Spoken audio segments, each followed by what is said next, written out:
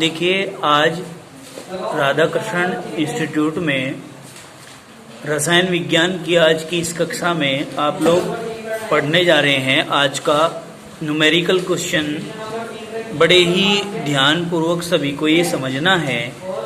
कल हमने आप लोगों को राउल्ट का नियम पढ़ाया था। राउल्ट के नियम के आधार पर अणुभारों की गणना करनी हमने सीखी थी, तो वही फॉर्मूला हमें यहाँ पे अप्लाई करना है। और आपने राउल्ट के नियम की सीमाएं भी पढ़ी थी, और राउल्ट के नियम की सीमाओं में आप लोगों ने पढ़ा था कि राउल्ट का नियम अवाष्पशील पदार्थों के विद्युत अनअपघट्य तनु विलयनों के लिए लागू होता है, सांद्र विलयनों के लिए लागू नहीं होता। चलिए क्वेश्चन अपना लेकर के चलते हैं। बोलिए क्वेश्चन। 30 डिग्री सेल्सियस पर जल का वाष्प दाब 15.54 mm है। कितना है? 15.54 mm है। एक एनायनिक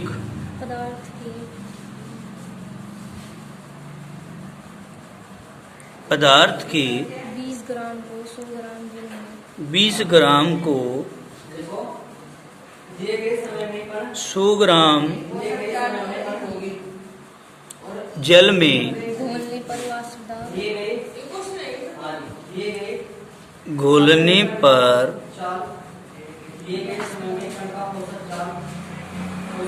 वाष्प दाब 0.25 mm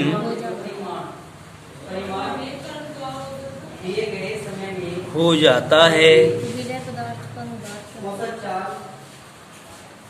विलेय पदार्थ का अणुभार क्या होगा? ये आपका न्यूमेरिकल क्वेश्चन है। आप लोग यदि ध्यानपूर्वक इसमें देख रहे हैं तो बात को समझिए कि इसमें किस किस चीज की वैल्यू आप लोगों को दी गई है। तो आपने कहा है कि जल का वाष्प दाब, मतलब जल होता है विलायक। क्या होता है? विलायक। आपने कहा है कि जल का वाष्प दाब मतलब विलायक का वाष्प दाब, जिसको हम पीओ मानते हैं। विलायक को क्या मानते हैं? पीओ। विलायक के वाष्प दाब को पीओ के रूप में डिनोट करते हैं। इसका मान दिया है 15.54 mm। और क्या दिया है? एक एनायनिक पदार्थ के 20 ग्राम को, एक एनायनिक पदार्थ के मतलब कहीं का मान है स्मॉल w का, 20 ग्राम को 100 ग्राम जल में घोलने पर, मतलब विलायक का ये कैपिटल डब्ल्यू है, यह 100 ग्राम जल में घोलने पर वाष्प दाब 0.25 mm हो जाता है। मतलब कोई पदार्थ मिलाया, उसके बाद वाष्प दाब इतना हो गया, मतलब ये क्या है, ये वाष्प दाब में अवनमन। क्या है ये?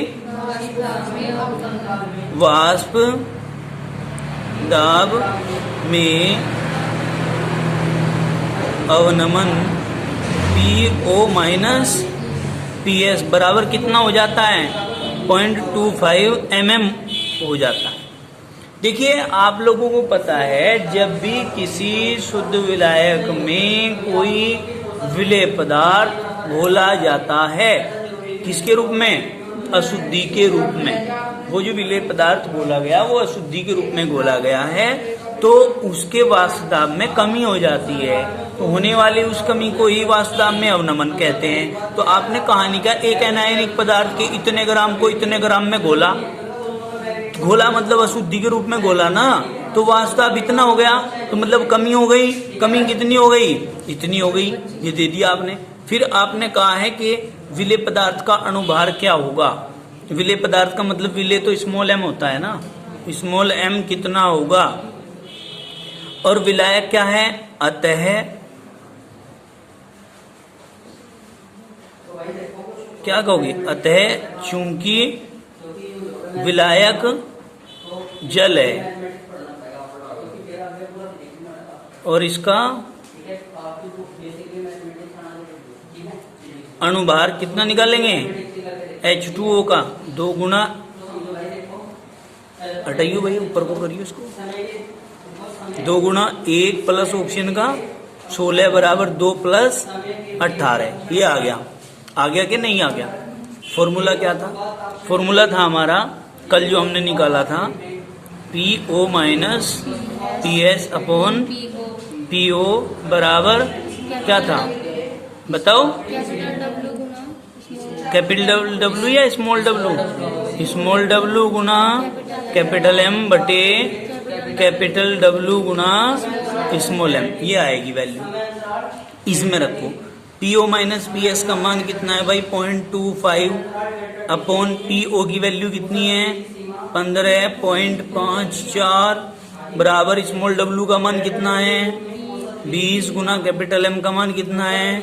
18। ये है कैपिटल M का मान, ये है ना, क्योंकि विलायक का अणुभार बेटे ये है। समझ में आई बात?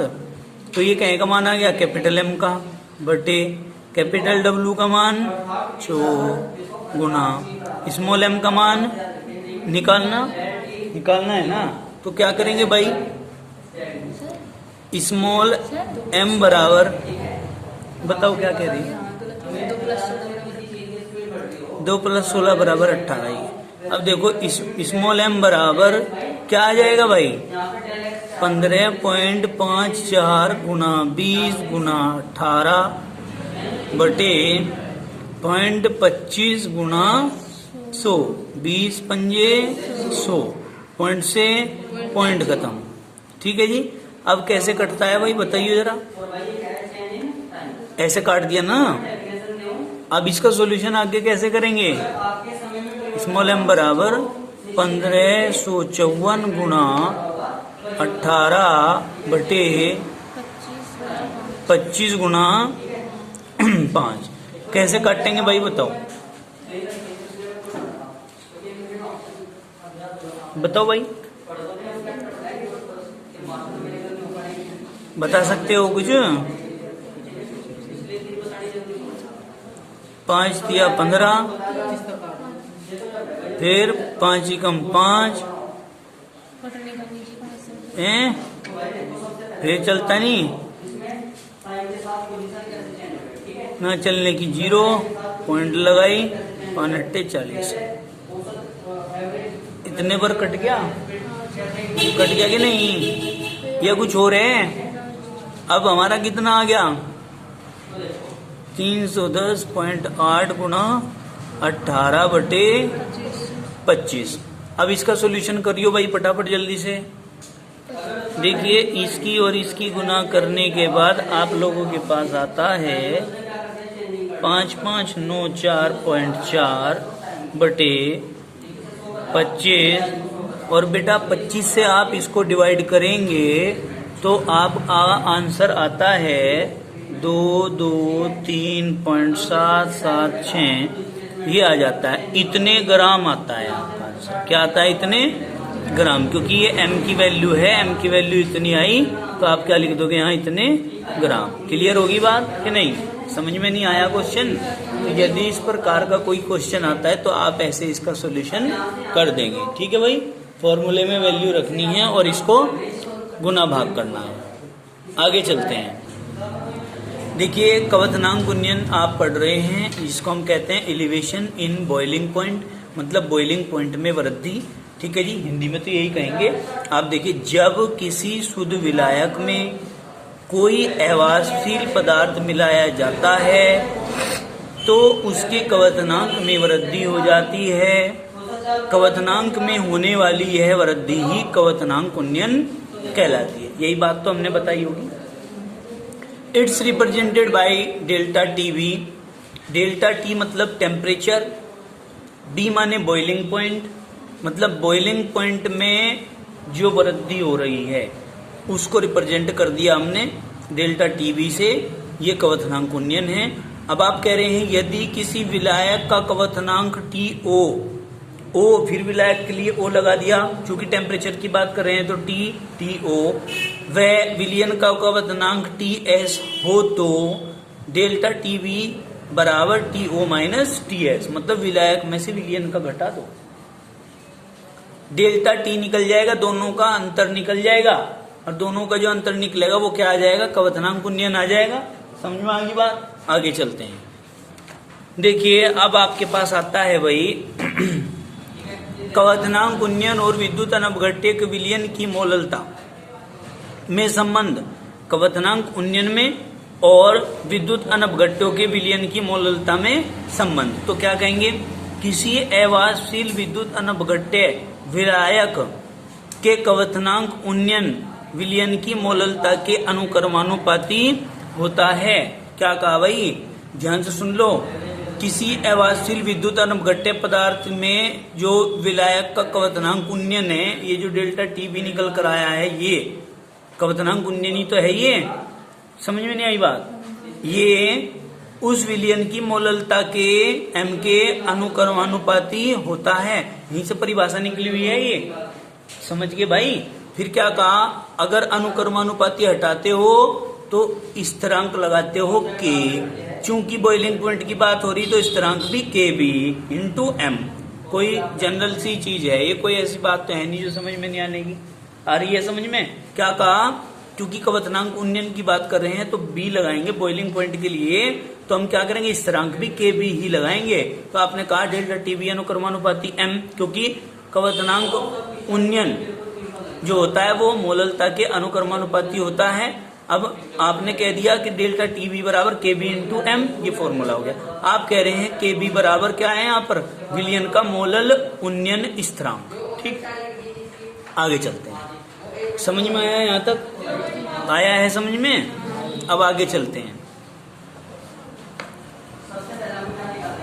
देखिए अब इसके बाद कवथनांक गुणन से अणुभारों की गणना करना हम सीखेंगे।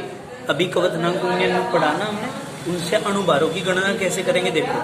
कवथनांक गुणन की सहायता से निम्न सूत्र द्वारा अवाष्पशील विद्युत अपघट्य पदार्थ के अणुभारों की गणना की जा सकती है। कैसे कर सकते हैं भाई? इन केस ऑफ मोललिटी में जल्दी जल्दी समझाता हुआ चलता हूँ, फॉर्मूले हैं केवल समझने हैं। इन केस ऑफ मोललिटी, अगर मोललता की बात करते हैं, यहाँ देखो मोललता, और मोललता में आप क्या कहते हो? विलायक का भार किलोग्राम में। याद है क्या? मोललता में क्या पढ़ा था? विलायक का भार किलोग्राम में, और किलोग्राम में मतलब 1000। क्यों? समझे नहीं बात? मैंने कहा मोललता की परिभाषा में क्या कहा था? 1 किलोग्राम विलायक में घुले विले के मोलों की संख्या को ही उस विलयन की मोललता कहते हैं। ये बात आई थी ना। तो तो 1 किलोग्राम किसके बराबर होता है? 1000 ग्राम। तो वो 1000 ग्राम ये रहा यहाँ। मैं उस बात को कह रहा हूं, उसे समझो, ठीक है ना। तो हमने क्या कहा कि मोललता बराबर 1000 गुना केवी गुना डब्लू अपॉन डेल्टा टीवी गुना, बताओ, स्मॉल डब्लू। ये स्मॉल डब्लू है, ये कैपिटल डब्लू है। ध्यान रहेगी क्या बात? कोई दिक्कत तो नहीं है। ये संबंध कहां से निकला? कवथनांक उन्नयन से और अणुभार m से। ठीक है भाई। मोललता के रूप में जब हम निकाल रहे हैं तो हमने यहां रख देना है m बराबर 1000 गुना केवी गुना capital W upon delta TV गुना स्मॉल डब्ल्यू। अब यदि यही बात हम कवथनांक उन्नयन से अणुभार निकाल रहे हैं तो हम क्या करेंगे? इन केस ऑफ मोलरिटी, अगर मोलरता की बात करते हैं तो ये जो m है, ये m बराबर मतलब अणुभार बराबर, तो मोलरता, ये मोलरता होगा बेटे, यहाँ गलती हो रहा है। मोलरता, समझ में आई बात? मोललता में तो 1000 था, मोलरता में 100 कर देना है। क्या कर देना है? 100 गुना बाकी जो का तू केवी गुना कैपिटल डब्ल्यू गुना अपॉन डेल्टा टीवी गुना स्मॉल डब्ल्यू। तो हम क्या कहेंगे? वे आर, ये समझा दो दोबारा भाई, देखो, in case of molarity, molarity के केस में 100 रख देना है यहाँ पर, बाकी सब सेम रहेगा। ठीक है बेटे। और वे आर, m बराबर पदार्थ का अणुभार, w बराबर विलायक की मात्रा, कैपिटल W बराबर, और स्मॉल w बराबर विलेय की मात्रा, डेल्टा टीवी बराबर कवथनांक उन्नयन, kb बराबर मोलल उन्नयन स्थिरांक, और k डैश b बराबर मोलर उन्नयन स्थिरांक। तो यहाँ पर ये जो है आप k डैश b लिखेंगे। क्या लिखेंगे? k dash b। क्लियर होगी क्या बात? ये k डैश बना देना है। समझ में आई बात आपके भाई? कोई दिक्कत है? अब हमने क्या करना है, इसके बाद आगे चलना है।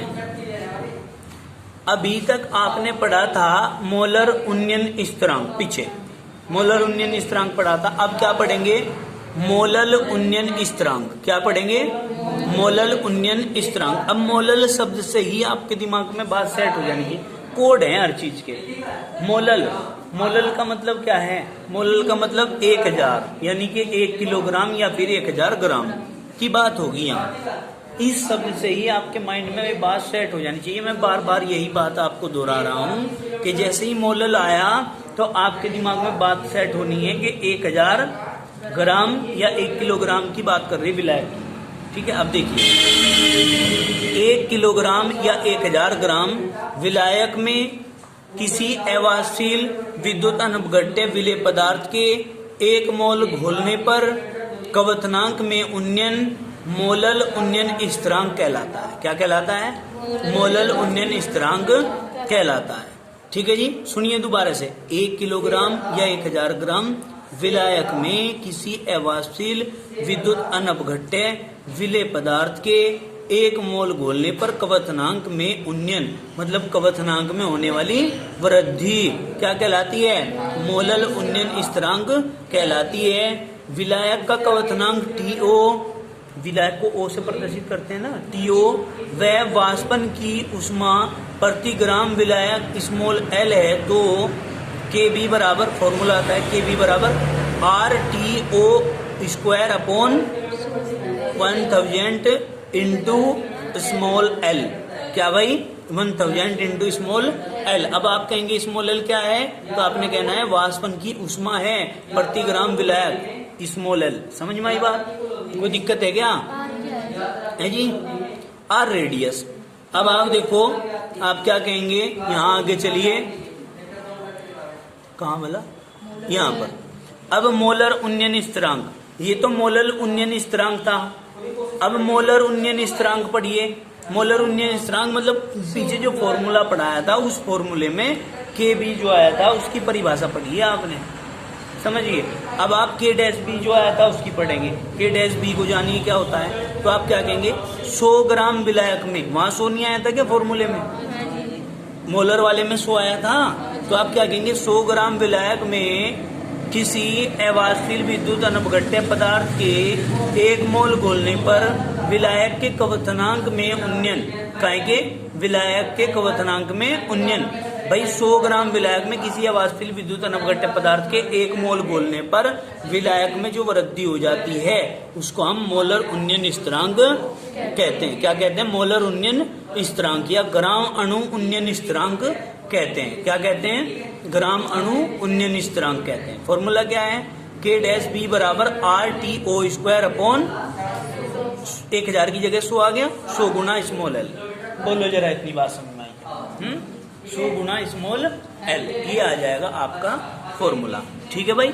अब बात करते हैं हिमांक। जैसे मेरे टॉपिक आपके यहाँ तक फिनिश हो चुके हैं, अब हिमांक चल गया, कवतनांक का रोल खत्म, अब हिमांक का रोल शुरू। हिमांक को बोलते हैं अंग्रेजी में फ्रीजिंग।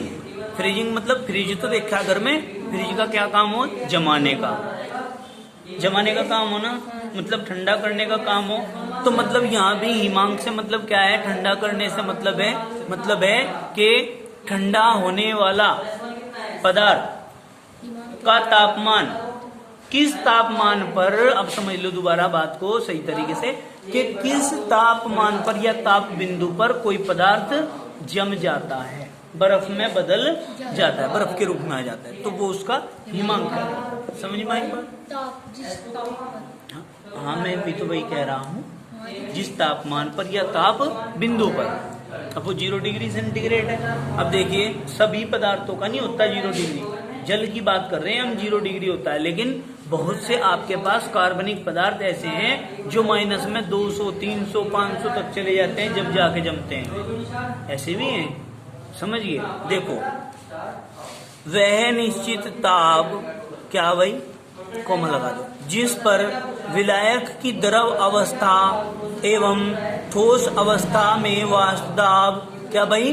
विलायक की द्रव अवस्था एवं विलायक की ठोस अवस्था में वाष्प दाब बराबर हो जाता है। ठीक है जी। विलायक की द्रव अवस्था में और ठोस अवस्था में, विलायक की द्रव अवस्था और ठोस अवस्था दोनों में क्या हो जाएगा? साम्य स्थित हो जाएगा, यानी कि उनका वाष्प दाब बराबर हो जाएगा। वह द्रव विलायक का हिमांक कहलाता है। क्या कहलाता है भाई? उसका हिमांक कहलाता है। समझ में आई क्या बात भाई? अब आगे देखिए, हिमांक में अवनमन किसको बोलते हैं? हिमांक में कमी। तो वही बात आ जाती है, depression in freezing point. Depression मतलब गिरावट, कह देते हैं माइंड में डिप्रेशन हो रहा है जी, मतलब माइंड में गिरावट आ रही है। समझ में आई बात? यहाँ तो गिरावट का मतलब क्या है? यहाँ से निकल के माइंड यहाँ आ गया। ठीक है नहीं? यही तो कह सकते हैं भाई, माइंड में गिरावट का मतलब क्या है? कि माइंड यहाँ से निकल के यहाँ आ गया कंधों में, यही तो होती होगी गिरावट, या कुछ और हो? माइंड नहीं गिरे करता, कमी हो जा भैया जी कह रहे, मत कमी हो जा, गिरे नहीं करता हो। माइंड में कमी नहीं होती, कमी होगी तो ज्यादा दिक्कत हो जाएगी, डले मारने शुरू कर देगा आदमी ठाठ आगे। क्या होता है? स्ट्रेस हो जाता है किसी कार्य के प्रति, किसी कार्य को लेकर के, या जो हमारी कार्य कुशलता है, लोग हमसे उम्मीद करते हैं जिस चीज की, हम उस पर खरे नहीं उतर पाते, तो भी डिप्रेशन का सबसे प्रमुख कारण बनता है। ठीक है ना? उसको दूर करने के लिए हमारे पास कोई और रास्ता नहीं है। डिप्रेशन को दूर करने के लिए हमारे पास कोई और रास्ता नहीं है, सिर्फ एक है। क्या है? कर्म को कुशलतापूर्वक निभा दिया जाए। क्या हो जाएगा? हमारे माइंड का डिप्रेशन खत्म, दूसरों की आशाएं जो हमारे से एक्सेप्टेशंस हैं हम उनकी पूर्ति कर देंगे, तो उनकी पूर्ति होते ही क्या होगा? हमें खुशी मिलेगी कि भाई काश हम किसी के काम आ पाए। तो क्या होता है? मस्तिष्क को संतुलन मिलता है। समझ में आ रही है बातें? अब आप लोगों से क्या आशाएं हैं? विद्यार्थी लोगों से, हम सब लोगों की आशाएं हैं कि ये बहुत ही कुशलतापूर्वक अपना पढ़ाई का, लिखाई का प्रदर्शन करें। तो क्या होगा? हमें खुशी मिलेगी। आप लोगों के माइंड से स्ट्रेस दूर होगा। आप लोगों को सबसे पहले स्ट्रेस किस चीज का है? पढ़ाई का ही तो है। पढ़ाई से अलग तो नहीं कोई स्ट्रेस है भैया, किसी के कमाने का, खाने का है। यार बच्चे रो रहे हैं भाई, बताओ, उनको खाना नहीं मिल रहा, पीना नहीं मिल रहा, उसका तो कोई स्ट्रेस नहीं है। आपको किस चीज का स्ट्रेस है? पढ़ाई का। भाई हमारे पढ़ाई, गुरुजन, माता पिता, रिश्तेदार, सब लोग जो आशाएं हमसे लगाए हुए हैं, हम उस पर खरे उतर के दिखा दें, बस क्लियर होगी बात। अब उसके लिए क्या करोगे आप? उसके लिए बार बार इधर गलियों में 10 चक्कर काट लो, 20 काट लो, 50 काट लो, याद तो होने का नहीं। स्ट्रेस जुगातू बना रहेगा। इससे अच्छा है कि अपनी किताबों में उतना ही अच्छा दिमाग लगाओ। क्या होगा, 2 क्वेश्चन याद होंगे तो 2 क्वेश्चन का स्ट्रेस कम हो गया। तो भाई 2 क्वेश्चन तो चलो पक्के हुए, क्या समझे। अब देखो ध्यान से, हिमांक में अवनमन मतलब डिप्रेशन इन फ्रीजिंग पॉइंट। देखिए, किसी शुद्ध विलायक में कोई अवाष्पशील विद्युत अनपघट्य पदार्थ बोलने पर उसके हिमांक में कमी आ जाती है। वही बात जो बताई थी पहले, उसके हिमांक में क्या आ जाती है बेटे, कमी। तो हिमांक में आने वाली यह कमी हिमांक में अवनमन कहलाती है। क्या कहलाती है, हिमांक में अवनमन कहलाती है। समझ में आई बात। अवनमन को फ्रीजिंग बोलते हैं, वो गिरावट को, ताप में गिरावट को फ्रीजिंग बोलते हैं। तो हमने कहा यदि किसी शुद्ध विलायक का हिमांक TO है और विलयन का हिमांक TS है तो हिमांक अवनमन डेल्टा TF, वहां पे डेल्टा TB था क्योंकि बॉइलिंग पॉइंट की बात कर रहे थे, यहाँ पे डेल्टा TF कर दिया बराबर फ्रीजिंग पॉइंट के लिए TO minus TS, formula same है वही। ठीक है जी। अब कहते हैं हिमांक अवनमन और विद्युत अनपघट्यों के विलयन की मोललता में संबंध है। ये बात समझना, हिमांक अवनमन मतलब डेल्टा TF आएगा वहां और मोललता में M आएगा। तो क्या कहेंगे, किसी अवाष्पशील विद्युत अनपघट्य पदार्थ के विलयन का हिमांक अवनमन विलयन की मोललता के अनुक्रमानुपाती होता है। यही तो आया था पहले भी। तो क्या करेंगे भाई, यहाँ पे डेल्टा TF अनुक्रमानुपाती M, अनुक्रमानुपाती हटा दिया KF इंटू M, पहले की तरह सेम टू सेम जो हमने पहले किया था उसी के अनुसार हम चल रहे हैं। तो हम क्या कहेंगे, वेयर KF, ये जो KF आया है, KF बराबर विलायक का मोलल अवनमन स्थिरांक। क्या है भाई, मोलल अवनमन स्थिरांक है। आगे चलते हैं, हिमांक अवनमन से अणुभारों की गणना करना। कैसे, हिमांक अवनमन से अणुभारों की गणना करना। पहले कवथनांक गुणन से हो रही थी गणना, अब कैसे हो रही है, हिमांक अवनमन से। देखिए क्या कहेंगे, हिमांक अवनमन की सहायता से निम्न सूत्रों द्वारा अवाष्पशील विद्युत अनपघट्य पदार्थों के अणुभारों की गणना की जा सकती है। नमस्ते जी, ठीक है। देखिए, हिमांक अवनमन से अणुभारों की गणना करनी है। पहले हमने कवथनांक उन्नयन से अणुभारों की गणना करी थी। तो देखिए भाई, हिमांक अवनमन की सहायता से निम्न सूत्रों द्वारा अवाष्पशील विद्युत अनपघट्य पदार्थों के अणुभारों की गणना की जा सकती है। ठीक है जी। कैसे करेंगे अणुभारों की गणना, in case of molality, molality मतलब मोललता के केस में। किसके, मोललता के केस में अणुभार M है, मोललता है तो 1000 है, गुना KF गुना, बेटे एक गड़बड़ हो रही है, ये क्या है, ये small w upon delta TF upon into capital W। ये यहाँ नीचे की साइड है कैपिटल W, और पीछे वाले में भी शायद हमने ऐसे ही किया। पीछे वाले में हमने ऊपर वाले को कैपिटल नहीं बनाया, तो ये गड़बड़ है। इसको जो है थोड़ा सा सही करते हैं। कहाँ है वो, ये है यहाँ। तो बेटे इसको देखिए, जब कवथनांक उन्नयन से अणुभारों की गणना कर रहे हैं तो इसको क्या करेंगे हम, स्मॉल w और इसको कैपिटल W बनाना है। समझ में आ गई बात। और मोलरिटी के केस में इसको हम क्या करेंगे बेटे, स्मॉल w और इसको कैपिटल W बनाएंगे। ध्यान रहेगा, गलती थी, सुधार हो गया। आगे चलिए, नोट्स में जब आप इस चीज को करेंगे तो पहले ही ध्यान कर लेना। M बराबर 1000 गुना KF गुना small w upon delta TF into capital W। Delta TF क्या है बेटे, डेल्टा TF मतलब हिमांक में अवनमन, और KF हिमांक अवनमन स्थिरांक है। ये क्या है, हिमांक अवनमन स्थिरांक। अब बात करते हैं, आगे चलते हैं। In case of molarity, molarity में क्या करना है, जहां पर 1000 है वहां पर 100 करना है, जहां KF है वहां K-F करना है, KF डैश कर रखा है, K-F करना है। ठीक है, upon delta TF into capital W। अब बताएंगे कि किस चीज को क्या माना गया है। वेयर क्या कहेंगे, विलेय पदार्थ का अणुभार होता है स्मॉल m। ये जो m दिखाई दे रहे हैं यहाँ पर ये m दिखाई दे रहे हैं ना स्क्रीन पर, ये क्या है बेटे, ये विलेय पदार्थ का अणुभार है। ये देखिए इधर क्या दिखाई दे रहा है, ये स्मॉल w क्या होता है, विलेय पदार्थ की मात्रा है ग्राम में। कैपिटल W विलायक की मात्रा है ग्राम में। डेल्टा TF हिमांक अवनमन होता है। KF मोलल, देखो KF इनमें ही है अंतर बस, बाकी और किसी में ज्यादा अंतर नहीं है। KF बराबर मोलल अवनमन स्थिरांक है और K-F बराबर मोलर अवनमन स्थिरांक है। डैश लग गया तो मोलर हो गया, डैश हटा दिया तो मोलल हो गया। ठीक है जी, समझ में आ रही है ये बातें। अब इसके बाद हम आगे चलते हैं, मोलल अवनमन स्थिरांक यानी कि जो K-F आया है इसकी परिभाषा पढ़नी है। इसका क्या होता है K-F, सुनियो, हाँ KF सॉरी K-F नहीं K-F आगे पढ़ेंगे।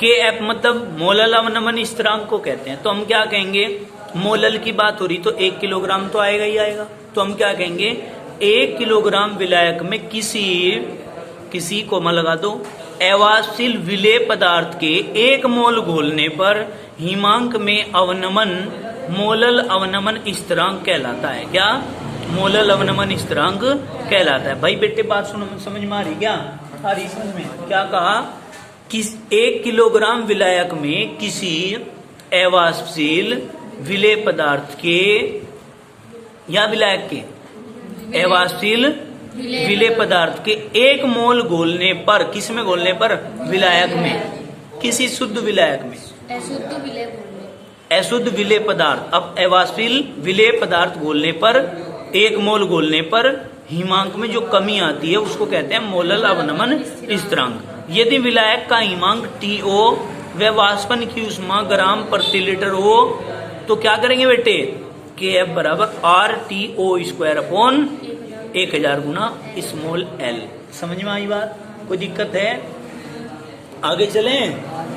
अब आगे चल रहे हैं भाई, अब मोलर की बात करते हैं। मोलर में बस 100 आ जाएगा तो हम क्या कहेंगे यहाँ, मोलर अवनमन स्थिरांक मतलब 100 ग्राम विलायक में किसी अवाष्पशील विद्युत अनवघट्य पदार्थ के 100 ग्राम विलायक में कोमा लगाओ, किसी अवाष्पशील विद्युत अनवघट्य पदार्थ के 1 मोल घोलने पर विलायक के हिमांक में अवनमन को, यानी कि विलायक के हिमांक में होने वाली कमी को क्या कहते हैं बेटे, मोलर अवनमन स्थिरांक या ग्राम अणु अवनमन स्थिरांक कहते हैं। K-F बराबर RTO² अपॉन 100 गुना स्मॉल l। समझ में आ गई क्या बात, कोई दिक्कत है क्या।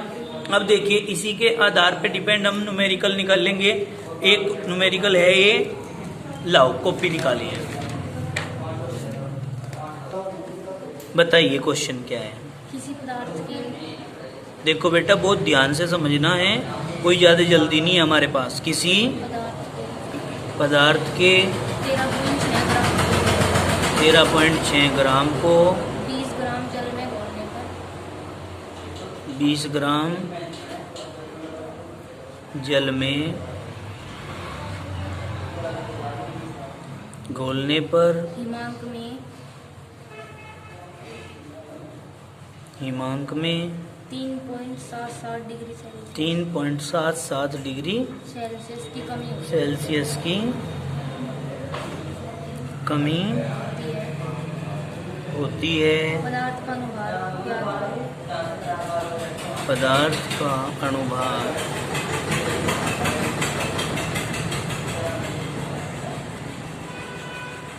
ज्ञात करो। ये जल का मोलल अवनमन, और भी दे रखा, जल का मोलल अवनमन स्थिरांक, मोलल अवनमन स्थिरांक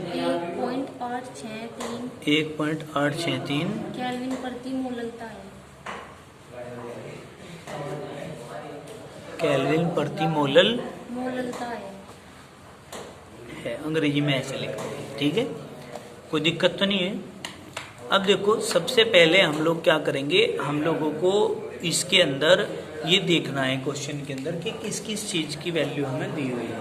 फिर वो वैल्यू हम मोलल अवनमन स्थिरांक वाले फॉर्मूले में फिट कर देंगे, ठीक है ना।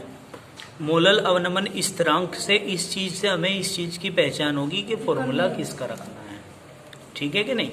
तो क्या कहा, किसी पदार्थ के इतने ग्राम को इतने जल में घोलने पर काहे की वैल्यू दी है भाई, ये वैल्यू किसी पदार्थ की है ना, तो यानी कि स्मॉल w बराबर 13.6 और कैपिटल W बराबर 20 ग्राम जल में घोलने पर, मतलब 20 ग्राम क्योंकि विलायक का है, घोलने पर हिमांक में इतने की कमी होती है। ये हिमांक में अवनमन है, क्या है, हिमांक में अवनमन। इसको क्या कहेंगे हम, बताओ क्या वैल्यू रखूं मैं, किसकी वैल्यू मान लूं इसको मैं, इसको इतने की कमी होती है बेटे, कमी हो रही कहे में, हिमांक में कमी हो रही, तो हिमांक को हम बताओ डेल्टा टी एफ मान लेंगे, टेम्परेचर में गिरावट बराबर कितनी 3.77 डिग्री सेल्सियस कमी होती है। पदार्थ का अणुभार m हमें ज्ञात करना है, पदार्थ का ज्ञात करना बेटे,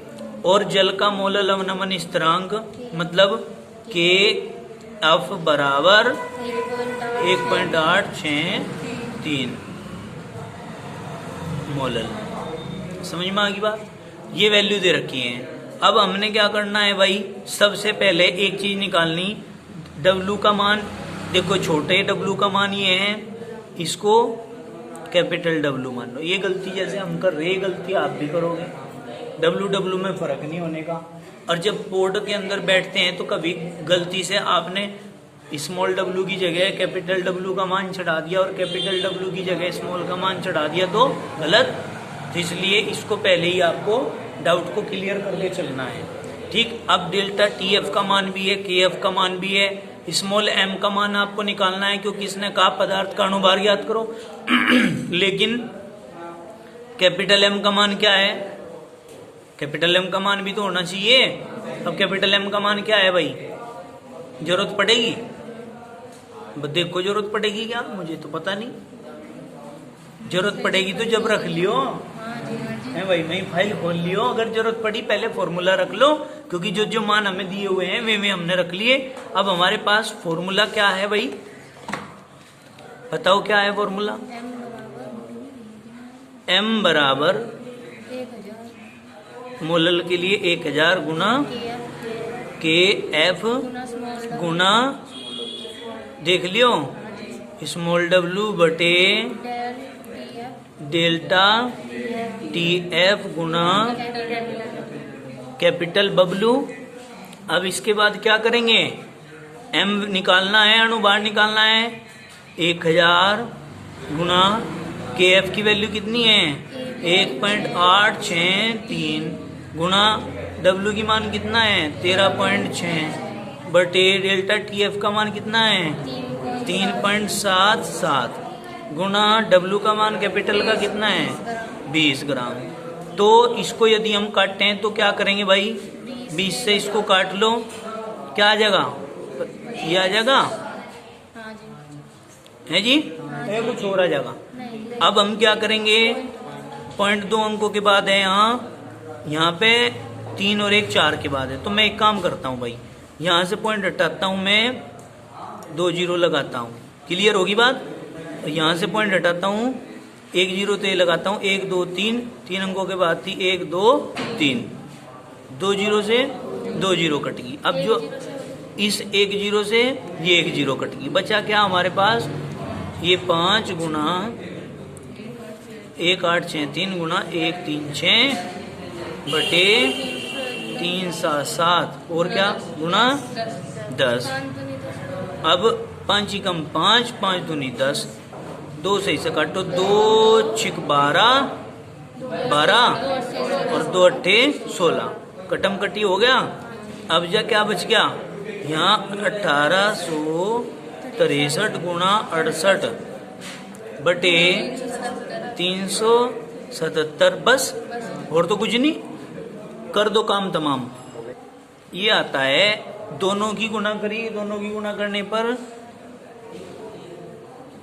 ये 1 2 6 6 8 4 बटे 3 7 7, इससे आप इसको डिवाइड करते हैं तो डिवाइड करने के बाद आपका आएगा भाई, देखो 377 की कितनी बार गुना करूं, ये आ जाएगा आपका 336.031, ये आ जाएगा लगभग। देखो आंसर चेक करके ये है क्या, हमारा आंसर बिल्कुल राइट है गुना भाग के आधार पर। ठीक है जी, कोई दिक्कत है यहाँ तक किसी को? और आप जब अपने आप बैठ के घर पे गुना भाग करेंगे, भाई ये तो हमने करके दिखाई आपको गुना भाग, है नहीं, तो जब आप लोग मजे से देख रहे हैं क्या क्या हो रहा है, और जब खुद करोगे तो तुम्हें खुद पता चलेगा कि क्या आएगा क्या नहीं आएगा, है कि नहीं? तो क्लियरिफिकेशन हो जाएगा जब खुद करेंगे बैठकर। आज के लिए इतना ही काफी, बाकी करेंगे कल। धन्यवाद।